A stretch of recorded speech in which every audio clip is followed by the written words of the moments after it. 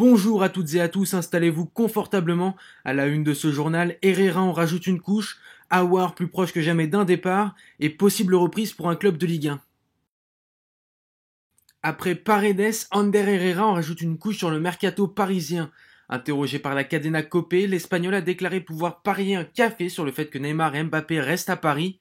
Très convoité l'un par le Barça, l'autre par le Real Madrid en vue du mercato 2021, Herrera aimerait que les deux superstars du PSG restent avec lui.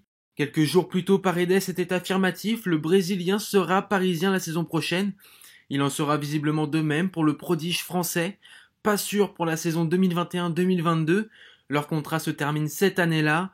À voir s'ils prolongeront ou s'ils partiront gratuitement, auquel cas le Paris Saint-Germain perdrait très gros. L'OM bel et bien en vente. Après une offre de 250 millions d'euros venant d'Arabie Saoudite qui a éveillé les doutes, c'est le journaliste Nabil Djellit qui a confirmé la nouvelle. L'OM est à vendre mais sans le dire, car s'ils le disent, ils baissent le prix d'entrée. Donc oui, il peut y avoir des intérêts du golf pour l'OM. Une vente révélatrice d'une rupture entre les supporters qui ne croient plus au projet et la direction.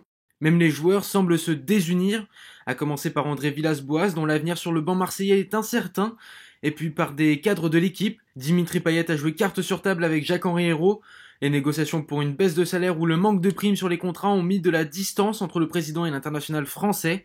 À la suite d'une victoire en novembre dernier, Dimitri Payet a fait comprendre à Jacques-Henri Hérault qu'il n'était plus le bienvenu dans le vestiaire dans ces conditions. Un divorce donc acté depuis plusieurs mois.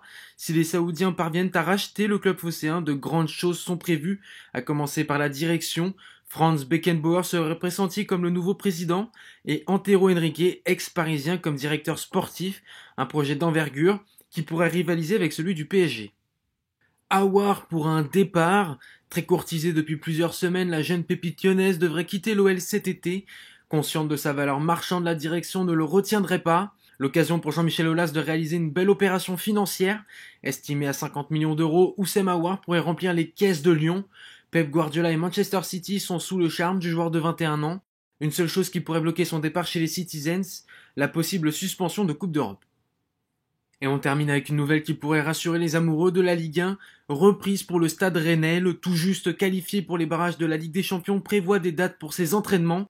Si le ministère des Sports donne son accord, Julien Stéphan et son staff technique veulent revoir leurs joueurs dès le 13 mai par groupe de 10. Le président Nicolas Holweig a confirmé cela lors d'un point presse du syndicat Première Ligue.